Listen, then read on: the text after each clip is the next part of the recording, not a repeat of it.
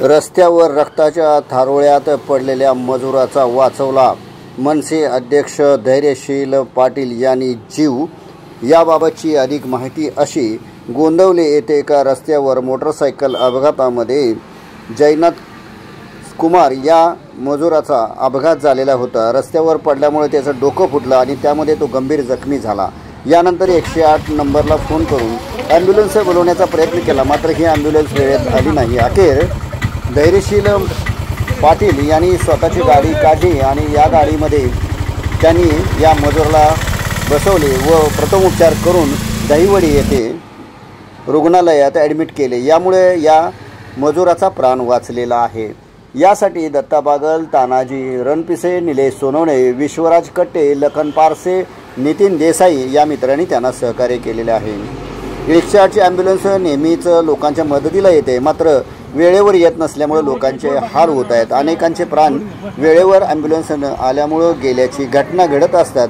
यासाठी अध्यक्ष धैर्यशील पाटील आक्रमक झाले असून लवकरच याबाबत आंदोलन करण्यात येणार असल्याची माहिती त्यांनी यावेळेला दिलेली आहे। याबाबत ते बोलताना पुढे म्हणाले,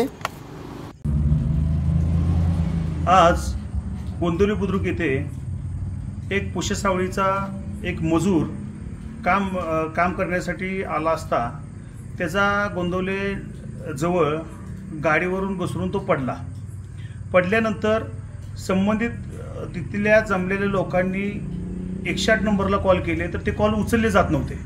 त्यानंतर त्या लोकांनी सर्वांनी आम्हाला फोनवरून सांगितलं।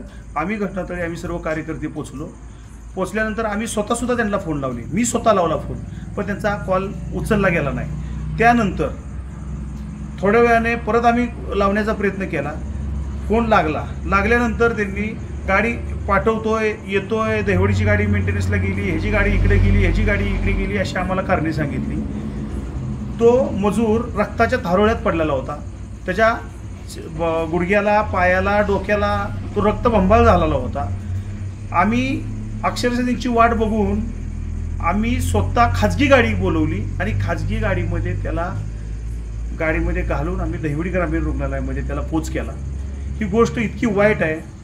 जर शासन ह्या 108 वाल्यांना पगार देत असेल, मदत करत असेल किंवा त्यांना फंड देत असेल आणि ही जर एखाद्या गरीब मजुराची जर मजुरांना सुविधा सुविधा देत नसतील, तर ही अतिशय गोष्ट चुकीची आहे। आचारसंहिता आहे म्हणून आम्ही शांत आहे। आचारसंहिता संपल्या ह्या संबंधित कंपनीच्या विरोधात आम्ही तीव्र पद्धतीचं जिल्हाधिकाऱ्याला समोर आंदोलन करणार आहोत आणि ह्यांची जागा आम्ही दाखवणार आहोत। जय हिंद, जय महाराष्ट्र।